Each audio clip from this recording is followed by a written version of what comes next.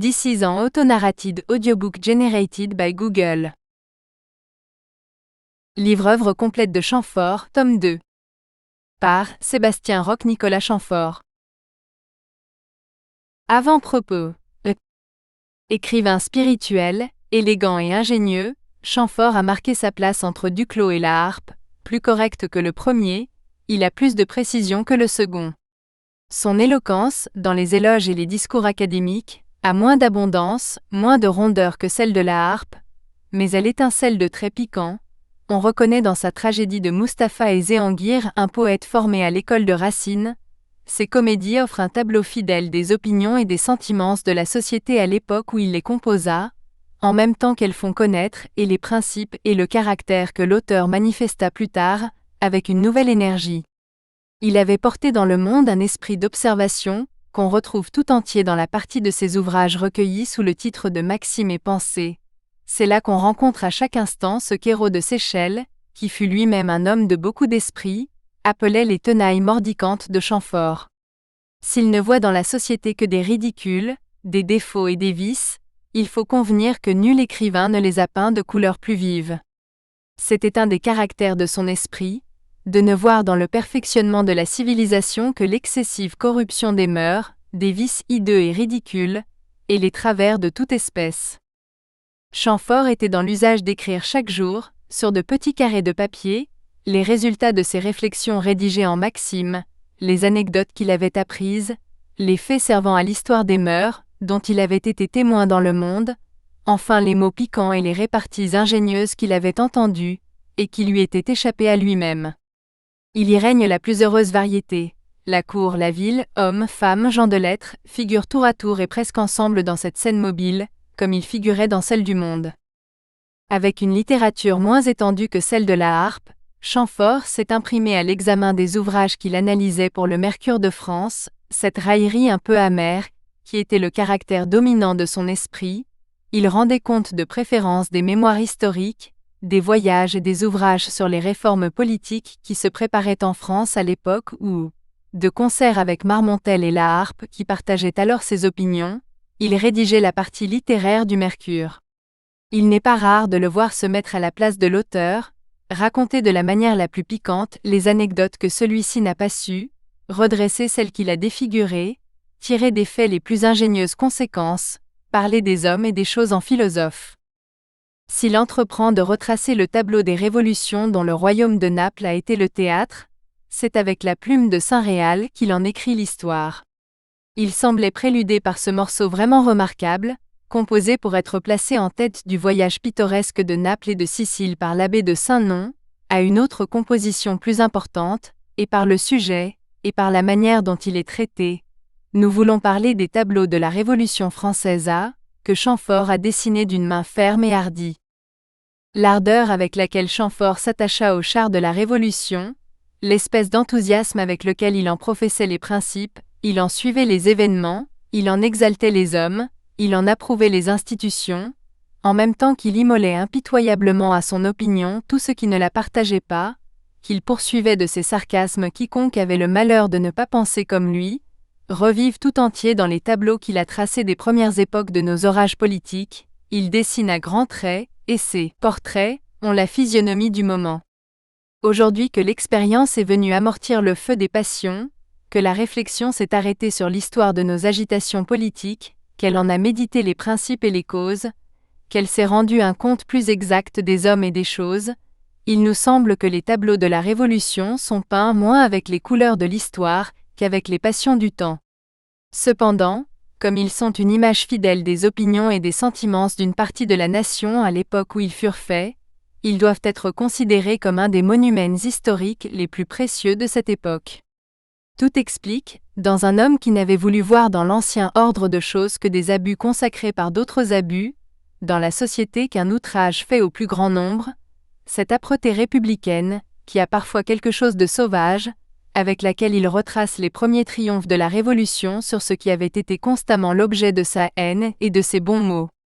Il ne semble avoir cultivé les lettres jusque-là, que pour se trouver prêt à écrire l'histoire des événements qu'il entrevoit dans le lointain.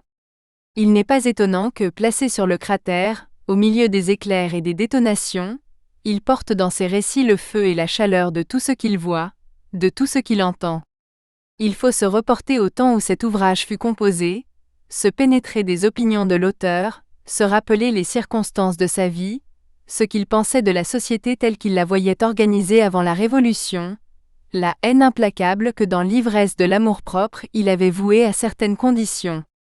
Les excès d'une populace effrénée ne sont pour lui que de justes représailles de ce que le peuple a eu à souffrir pendant tant de siècles, de quelques castes privilégiées. La vengeance est permise à qui a si longtemps gémi dans l'oubli de ses droits. L'incendie qui consume l'édifice social ne fait qu'éclairer le triomphe de la liberté. La France est en travail d'une régénération politique, Chamfort s'en est promis les plus heureux résultats. Cette pensée l'absorbe tout entier, il ne voit dans tous les événements qui se pressent autour de lui, que le concours de tout un peuple a hâté l'enfantement de la liberté. C'est vainement que le sang innocent a coulé, que le trône est ébranlé jusqu'en ses fondements, que la couronne chancelle sur le front des rois, que l'anarchie dresse une tête altière, et que les institutions s'écroulant ne laissent après elles que le désordre.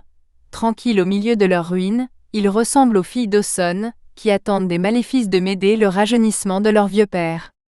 On assure que c'est Chamfort qui dit, après le massacre de Foulon et de Berthier, « La Révolution fera le tour du globe », phrase tant répétée depuis. C'est encore lui qui donna à M. Sieyès le titre et l'idée de la brochure intitulée « Qu'est-ce que le tiers-État ?» Brochure qui fit la fortune politique et littéraire de son auteur. Chamfort avait coutume de dire « Qu'est-ce que le tiers-État ?» Rien et tout.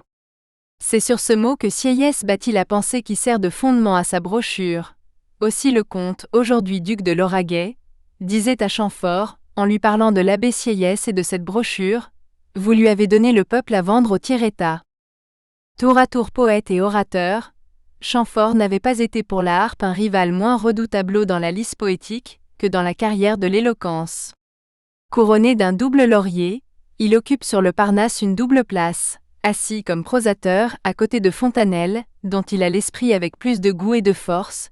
Il récite ses contes à Voltaire, qui sourit aux traits malins d'une muse caustique formée à son école, et qu'il aime à reconnaître comme une de celles qui ont le mieux profité de la lecture de ses ouvrages. La littérature dramatique avait été pour lui l'objet d'une étude particulière, il avait même entrepris d'en écrire la poétique. Les principaux articles de l'ouvrage, publiés en 1807 par Lacombe, sous le titre d'Art théâtral, sont de Chamfort.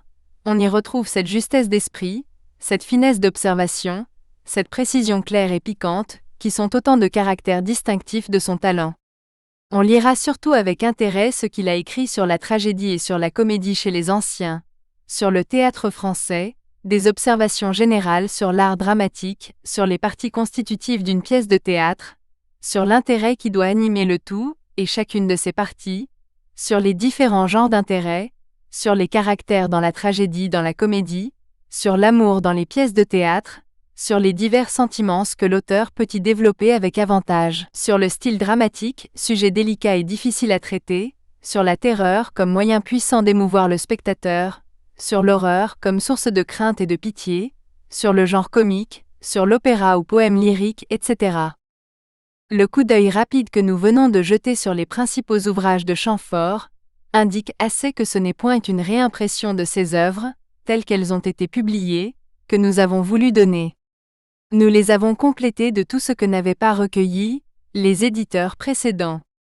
De ce nombre sont le précis historique des révolutions de Naples et de Sicile, les notes sur les fables de La Fontaine, qui n'avaient été imprimées que dans un recueil étranger à Chamfort et de la manière la plus fautive, les 26 premiers tableaux de la Révolution française, ouvrage d'un grand intérêt, les articles qui faisaient rechercher, avec un si juste empressement, les numéros du Mercure qui les contenaient, et qui, à l'exception de 3, n'avaient point été retirés de l'énorme collection où ils étaient oubliés. Les ébauches de la poétique du théâtre qu'il avait commencé.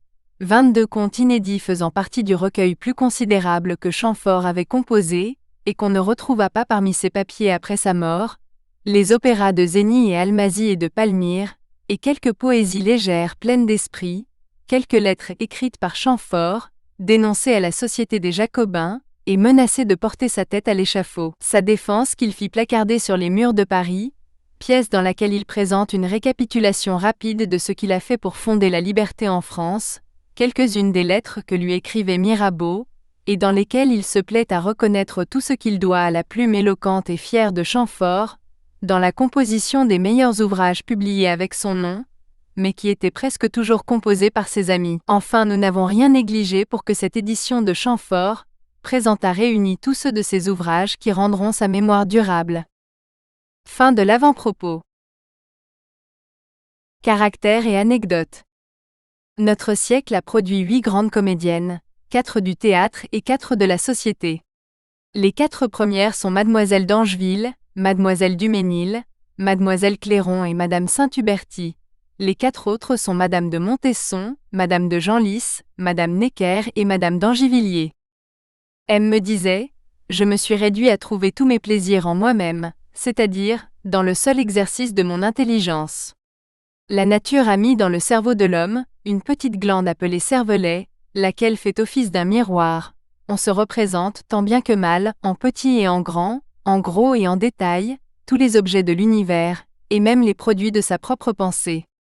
C'est une lanterne magique dont l'homme est propriétaire, et devant laquelle se passent des scènes où il est acteur et spectateur. C'est là proprement l'homme. Là se borne son empire, tout le reste lui est étranger. Aujourd'hui, 15 mars 1782, j'ai fait, disait Monsieur II, une bonne œuvre d'une espèce assez rare. J'ai consolé un homme honnête, plein de vertus, riche de 100 000 livres de rente, d'un très grand nom, de beaucoup d'esprit, d'une très bonne santé, etc. Et moi je suis pauvre, obscur et malade. On sait le discours fanatique que l'évêque de Dole a tenu au roi, au sujet du rappel des protestants. Il parla au nom du clergé.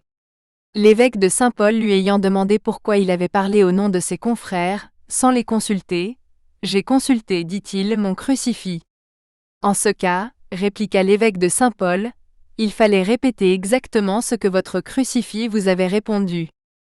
C'est un fait avéré que Madame, fille du roi, jouant avec une de ses bonnes, regarda à sa main, et après avoir compté ses doigts, « Comment, dit l'enfant avec surprise, vous avez 5 doigts aussi comme moi. » Et elle recompta pour s'en assurer.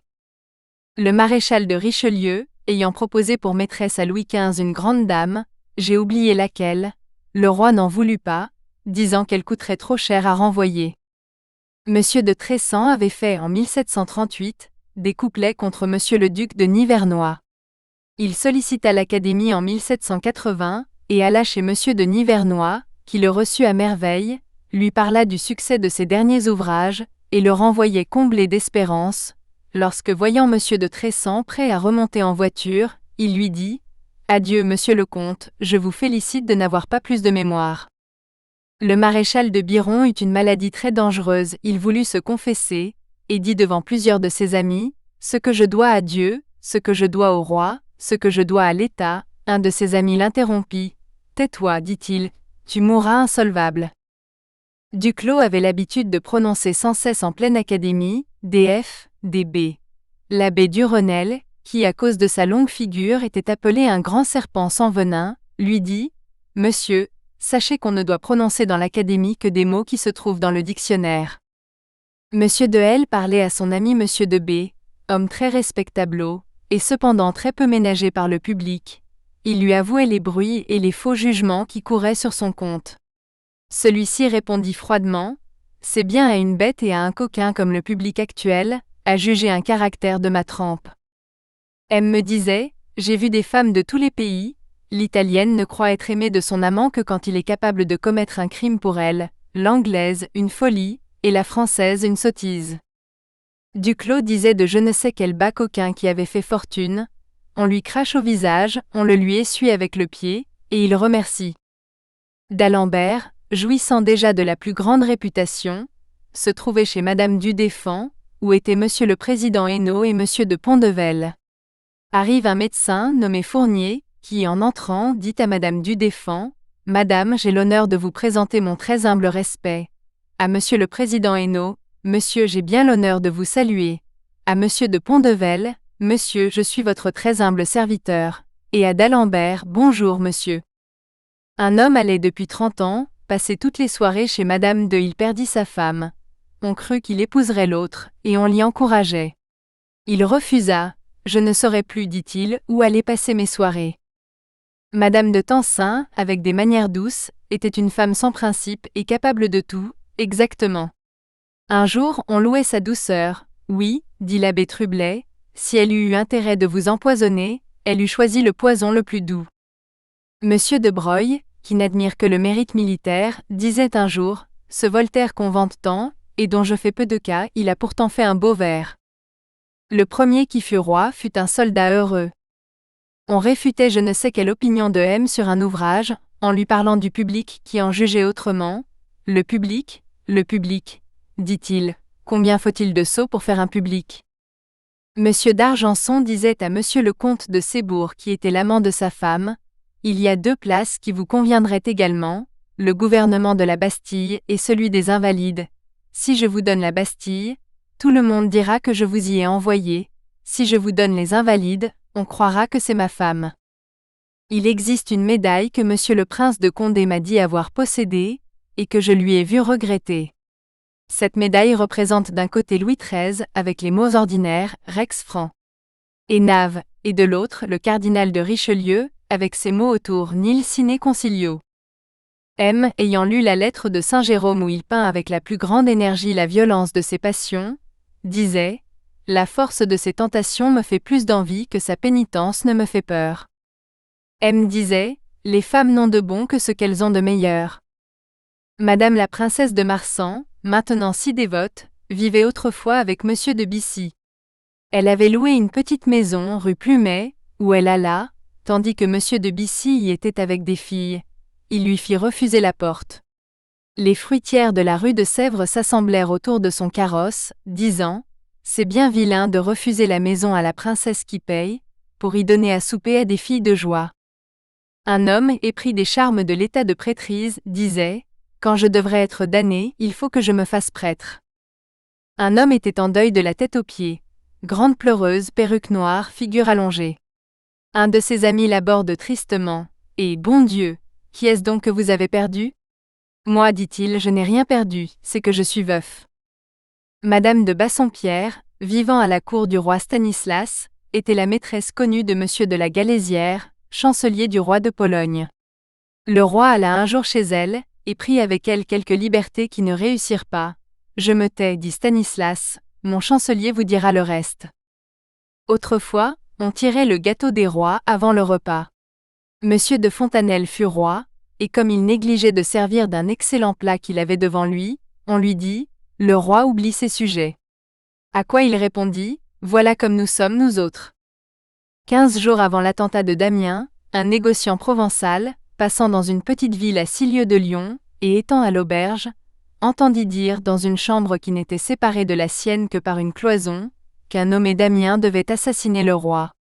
Ce négociant venait à Paris. Il alla se présenter chez monsieur Berrier, ne le trouva point, lui écrivit ce qu'il avait entendu, retourna voir monsieur Berrier, et lui dit qui il était. Il repartit pour sa province. Comme il était en route, arriva l'attentat de Damiens. Monsieur Berrier, qui comprit que ce négociant conterait son histoire et que cette négligence le perdrait, lui Berrier, envoie un exempt de police et des gardes sur la route de Lyon. On saisit l'homme, on le bâillonne, on le mène à Paris, on le met à la Bastille où il est resté pendant 18 ans. Monsieur de Malesherbes, qui en délivra plusieurs prisonniers en 1775, conta cette histoire dans le premier moment de son indignation. Un jeune homme sensible, et portant l'honnêteté dans l'amour, était bafoué par des libertins qui se moquaient de sa tournure sentimentale. Il leur répondit avec naïveté, « Est-ce ma faute à moi, si j'aime mieux les femmes que j'aime, que les femmes que je n'aime pas ?» Le cardinal de Rohan, qui a été arrêté pour dette dans son ambassade de Vienne, alla, en qualité de grand aumônier, délivrer des prisonniers du Châtelet, à l'occasion de la naissance du dauphin. Un homme, voyant un grand tumulte autour de la prison, en demanda la cause.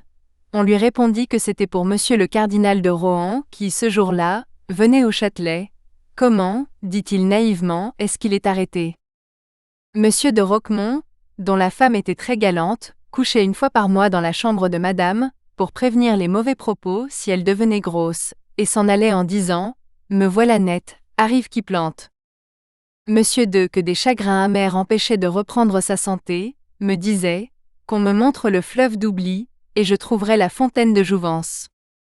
On faisait une quête à l'Académie française, il manquait un écu de 6 francs ou un louis d'or.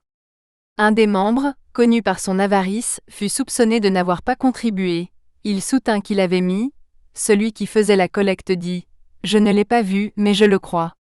Monsieur de Fontenelle termina la discussion en disant « Je l'ai vu, moi, mais je ne le crois pas ». L'abbé Maury, allant chez le cardinal de la Roche-Aymon, le rencontra revenant de l'assemblée du clergé. Il lui trouva de l'humeur, et lui en demanda la raison. « J'en ai de bien bonnes, dit le vieux cardinal. On m'a engagé à présider cette assemblée du clergé, où tout s'est passé on ne saurait plus mal.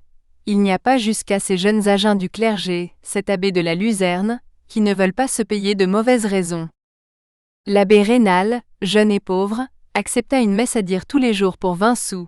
Quand il fut plus riche, il la céda à l'abbé de la Porte, en retenant 8 sous dessus. Celui-ci, devenu moins gueux, la sous-loua à l'abbé Dinoir, en retenant 4 sous dessus, outre la portion de l'abbé Raynal, si bien que cette pauvre messe, grevée de 2 pensions, ne valait que 8 sous à l'abbé Dinoir. Un évêque de Saint-Brieuc, dans une oraison funèbre de Marie-Thérèse, se tira d'affaire fort simplement sur le partage de la Pologne. La France, dit-il, n'ayant rien dit sur ce partage, je prendrai le parti de faire comme la France et de n'en rien dire non plus. Milord Marlborough étant à la tranchée avec un de ses amis et un de ses neveux, un coup de canon fit sauter la cervelle à cet ami, et en couvrit le visage du jeune homme, qui recula avec effroi. Marlborough lui dit intrépidement, « Et quoi, monsieur, vous paraissez étonné ?» « Oui, dit le jeune homme, en s'essuyant la figure, je le suis qu'un homme qui a autant de cervelle, resta exposé gratuitement à un danger si inutile. » Madame la duchesse du Maine, dont la santé allait mal, grondait son médecin, et lui disait « Était-ce la peine de m'imposer tant de privations et de me faire vivre en mon particulier ? Mais votre Altesse a maintenant 40 personnes au château ? Eh bien, ne savez-vous pas que 40 ou 50 personnes sont le particulier d'une princesse ? Le duc de Chartres, apprenant l'insulte faite à Madame la duchesse de Bourbon, sa sœur, par Monsieur le comte d'Artois, dit « On est bien heureux de n'être ni père ni mari. » Un jour que l'on ne s'entendait pas dans une dispute à l'Académie, Monsieur de Mérand dit « Messieurs, si nous ne parlions que 4 à la fois. » Le comte de Mirabeau, très laid de figure, mais plein d'esprit, ayant été mis en cause pour un prétendu rapt de séduction, fut lui-même son avocat. « Messieurs, dit-il, je suis accusé de séduction. Pour toute réponse et pour toute défense, je demande que mon portrait soit mis au greffe. » Le commissaire n'entendait pas, bête, dit le juge, regarde donc la figure de monsieur. M me disait, c'est faute de pouvoir placer un sentiment vrai, que j'ai pris le parti de traiter l'amour comme tout le monde. Cette ressource a été mon pis-aller, comme un homme qui, voulant aller au spectacle, et n'ayant pas trouvé de place à Iphigénie, s'en va aux variétés amusantes. Madame de Brionne rompit avec le cardinal de Rohan, à l'occasion du duc de Choiseul, que le cardinal voulait faire renvoyer. Il y eut entre eux une scène violente, que Madame de Brionne termina en menaçant de le faire jeter par la fenêtre. « Je puis bien descendre, dit-il, par où je suis monté si souvent. » Monsieur le duc de Choiseul était du jeu de Louis XV, quand il fut exilé.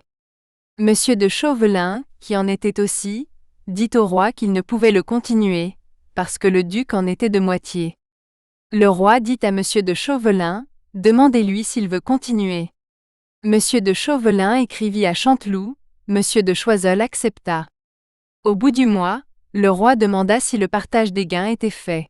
« Oui, dit Monsieur de Chauvelin, Monsieur de Choiseul gagne 3000 louis. »« Ah, j'en suis bien aise, dit le roi, mandez-le lui bien vite. » L'amour, disait M, devrait n'être le plaisir que des âmes délicates.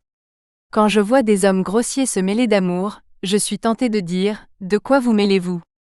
Du jeu, de la tableau, de l'ambition à cette canaille. Ne me vantez point le caractère de N. C'est un homme dur, inébranlable, appuyé sur une philosophie froide, comme une statue de bronze sur du marbre. Savez-vous pourquoi, me disait Monsieur de. On est plus honnête en France, dans la jeunesse et jusqu'à 30 ans, que passé cet âge.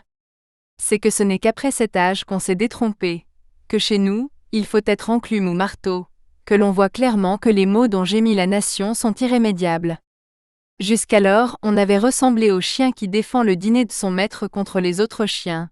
après cette époque, on fait comme le même chien, qui en prend sa part avec les autres. Madame de B ne pouvant malgré son grand crédit, rien faire pour Monsieur de D, son amant, homme par trop médiocre, l'a épousé. En fait d'amant, il n'est pas de ceux que l'on montre, en fait de mari, on montre tout. Monsieur le comte d'Orsay, fils d'un fermier général, et si connu par sa manie d'être homme de qualité, se trouva avec Monsieur de Choiseul-Gouffier, chez le prévôt des marchands. Celui-ci venait chez ce magistrat pour faire diminuer sa capitation considérablement augmentée. L'autre y venait porter ses plaintes de ce qu'on avait diminué la sienne, et croyait que cette diminution supposait quelque atteinte portée à ses titres de noblesse. On disait de Monsieur l'abbé Arnaud qui ne compte jamais, il parle beaucoup, non qu'il soit bavard, mais c'est qu'en parlant on ne compte pas. Monsieur d'Autrep disait de Monsieur de Riménès, c'est un homme qui aime mieux la pluie que le beau temps, et qui, entendant chanter le rossignol, dit « Ah, la vilaine bête !» Le tsar Pierre Ier, étant à Spithead, voulut savoir ce que c'était que le châtiment de la cale qu'on inflige aux matelots. Il ne se trouva pour l'heure aucun coupable. Pierre dit « Qu'on prenne un de mes gens. » Prince, lui répondit-on, vos gens sont en Angleterre et par conséquent sous la protection des lois. Monsieur de Vaucanson s'était trouvé l'objet principal des attentions d'un prince étranger, quoique Monsieur de Voltaire fût présent. Embarrassé et honteux que ce prince n'eût rien dit à Voltaire, il s'approche de ce dernier et lui dit « Le prince vient de me dire telle chose. » Un compliment très flatteur pour Voltaire. Celui-ci vit bien que c'était une politesse de Vaucanson, et lui dit « Je reconnais tout votre talent dans la manière dont vous faites parler le prince. » À l'époque de l'assassinat de Louis XV par Damien, Monsieur d'Argenson était en rupture ouverte avec Madame de Pompadour. Le lendemain de cette catastrophe, le roi le fit venir pour lui donner l'ordre de renvoyer Madame de Pompadour. Il se conduisit en homme consommé dans l'art des cours. Sachant bien que la blessure du roi n'était pas considérable, il crut que le roi, après s'être rassuré, rappellerait Madame de Pompadour. En conséquence, il fit observer au roi qu'ayant eu le malheur de déplaire à la reine, il serait barbare de lui faire porter cet ordre par une bouche ennemie, et il engagea le roi à donner cette commission à Monsieur de Machaut, qui était des amis de Madame de Pompadour, et qui adoucirait cet ordre par toutes les consolations de l'amitié. Ce fut cette commission qui perdit Monsieur de Machaut. Mais ce même homme que cette conduite savante avait réconcilié avec Madame de Pompadour, fit une faute d'écolier, en abusant de sa victoire, et la chargeant d'invectives, lorsque revenue à lui, elle allait mettre la France à ses pieds. Lorsque Madame du Barry et le duc d'Aiguillon firent renvoyer Monsieur de Choiseul, les places que sa retraite laissait vacantes n'étaient point encore données. Le roi ne voulait point de Monsieur d'Aiguillon pour ministre des Affaires étrangères. Monsieur le prince de Condé portait Monsieur de Vergennes, qu'il avait connu en Bourgogne. Madame du Barry portait le cardinal de Rohan, qui s'était attaché à elle. Monsieur d'Aiguillon, alors son amant, voulut les écarter l'un et l'autre, et c'est ce qui fit donner l'ambassade de Suède à Monsieur de Vergennes, alors oublié et retiré dans ses terres, et l'ambassade de Vienne au cardinal de Rohan, lors le prince Louis. Mes idées, mes principes, disait M, ne conviennent pas à tout le monde. C'est comme les poudres d'Eyo et certaines drogues qui ont fait grand tort à des tempéraments faibles, et ont été très profitables à des gens robustes. Il donnait cette raison pour se dispenser de se lier avec Monsieur de J, jeune homme de la cour, avec qui on voulait le mettre en liaison. J'ai vu Monsieur de Foncemagne jouir dans sa vieillesse d'une grande considération. Cependant, ayant eu occasion de soupçonner un moment sa droiture, je demandai à Monsieur Saurin s'il l'avait connu particulièrement. Il me répondit qu'oui. J'insistais pour savoir s'il n'avait jamais rien eu contre lui. Monsieur Saurin, après un moment de réflexion, me répondit « Il y a longtemps qu'il est honnête homme. » Je ne pus en tirer rien de positif, sinon qu'autrefois Monsieur de Foncemagne avait tenu une conduite oblique et rusée dans plusieurs affaires d'intérêt. Monsieur d'Argenson, apprenant qu'à la bataille de Rancou, un valet d'armée avait été blessé d'un coup de canon, derrière l'endroit où il était lui-même avec le roi, disait « Ce drôle-là ne nous fera pas l'honneur d'en mourir. » Dans les malheurs de la fin du règne de Louis XIV, après la perte des batailles de Turin, d'Oudenarde, de Malplaquet, de Ramilly, d'Auchetet, les plus honnêtes gens de la cour disaient « Au moins le roi se porte bien, c'est le principal. » Quand Monsieur le comte d'Estaing, après sa campagne de la Grenade, vint faire sa cour à la reine pour la première fois, il arriva porté sur ses béquilles, et accompagné de plusieurs officiers blessés comme lui.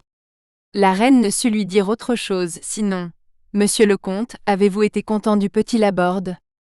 Je n'ai vu dans le monde, disait monsieur. Nous espérons que vous avez apprécié cet aperçu. Pour continuer à écouter ce livre audio sur Google Play Livres, utilisez le lien dans la description de la vidéo.